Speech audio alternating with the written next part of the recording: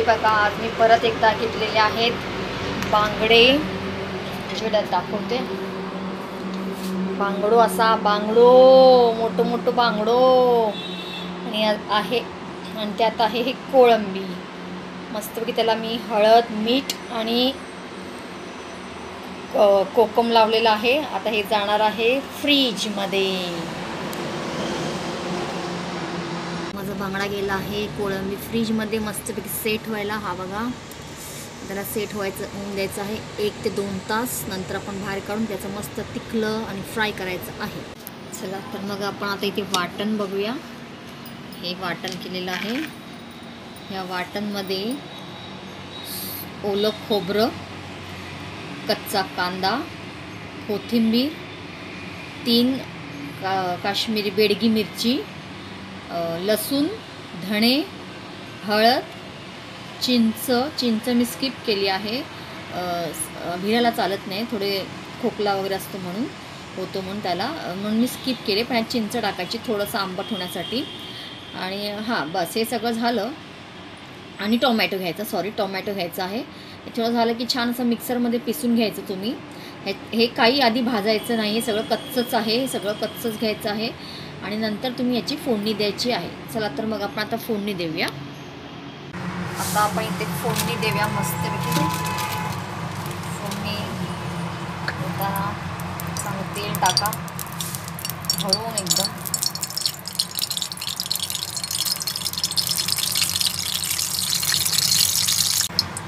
आता आपण त्यात टाकायचं आहे लसूण.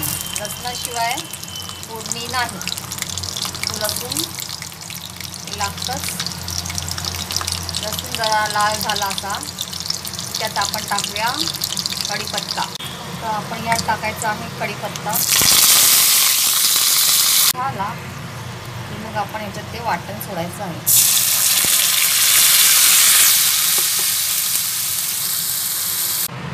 बघा कसा मस्त सुंदर असा कलर आलेला आहे.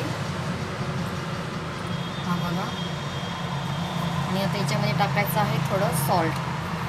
आम्ही पिंक सॉल्ट यूज करतो, जे जाडं नमक असतं. Pink salt. तर इथे छान तुमच्या कालवणाला उकळी आलेली आहे अशी मस्तपैकी. तर यात आपण सोडूया बांगडो.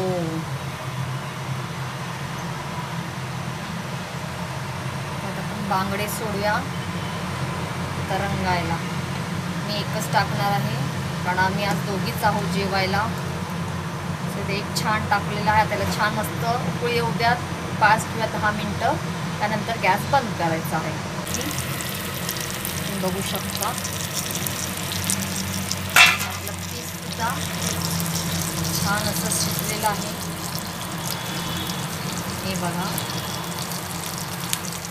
ते बाजूलाच आहे फिश फ्राय, बांगडा आणि बोंबील.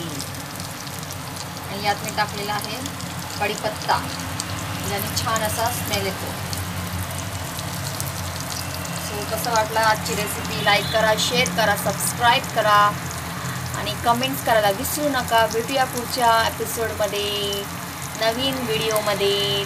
Bye bye. थँक्यू.